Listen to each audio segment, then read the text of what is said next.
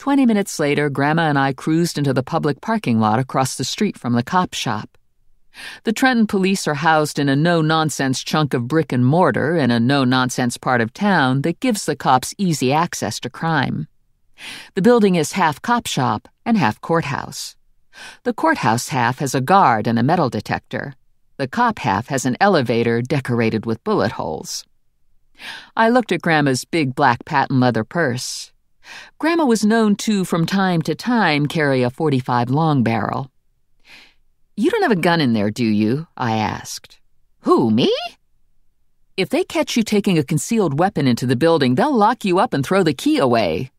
"How would they know I got a concealed weapon if it's concealed? They better not search me. I'm an old lady. I got certain rights. Carrying a concealed weapon isn't one of them." Grandma pulled the gun out of her purse and shoved it under her seat. "I don't know what this country's coming to when an old lady can't keep a gun in her purse. We got a rule for everything these days. What about the Bill of Health? It says I can bear arms." "That's the Bill of Rights, and I don't think it specifically addresses guns in purses." I locked the Buick and called Joe on my cell. "I'm across the street," I told him, "and I've got Grandma with me." "She's unarmed, is she?" "Not anymore." I could feel Joe smile across the phone line. "I'll meet you downstairs." Civilian traffic in the building was minimal at this time of day. The courts were closed, and police business was shifting from front-door inquiries to backdoor arrests. A lone cop sat in a bulletproof cage at the end of the hall, struggling to stay awake on his shift. Morelli stepped out of the elevator just as Grandma and I swung through the front entrance doors. Grandma looked at Morelli and gave a snort. "He's wearing a gun," she said. "He's a cop."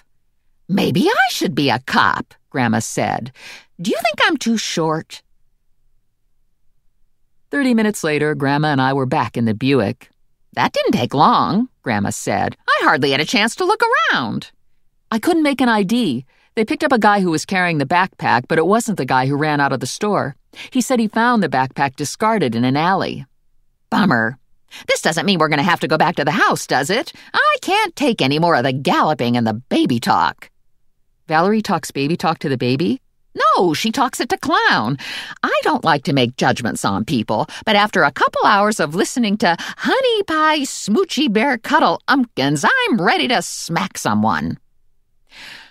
Okay, so I was glad I'd never been there when Valerie called Clown Cuddle Umpkins, because I would have wanted to smack someone too, and my self-restraint isn't as well honed as Grandma's.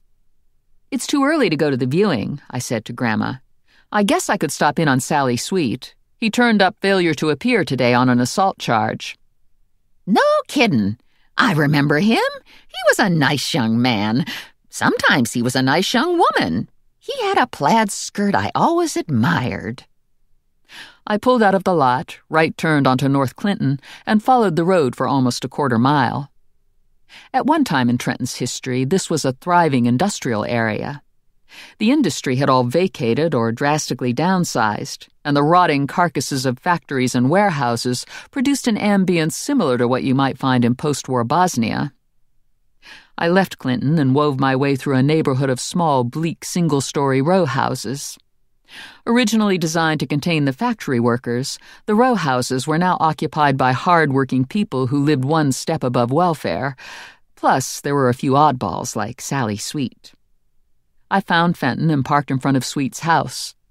"Wait in the car until I find out what's going on," I said to Grandma.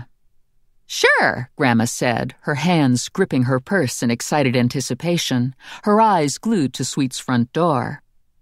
The Buick was a car designed for a man, and Grandma seemed swallowed up by the monster. Her feet barely touched the floor. Her face was barely visible over the dash. A timid woman might feel overwhelmed by Big Blue. Grandma was a little shrunken, but she wasn't timid, and there wasn't a whole lot that overwhelmed Grandma. 30 seconds after Grandma agreed to wait in the car, she was on the sidewalk, following me to Sweet's front door. "I thought you were going to wait in the car," I said. "I changed my mind. I thought you might need help." "Okay, but let me do the talking. I don't want to alarm him." "Sure," Grandma said. I knocked on Sweet's front door, and the door opened on the third knock. Sally Sweet looked out at me, recognition kicked in, and his face creased into a grin. "Long time no see," he said. "What brings you to my casa?" "We're here to drag your behind back to jail," Grandma said.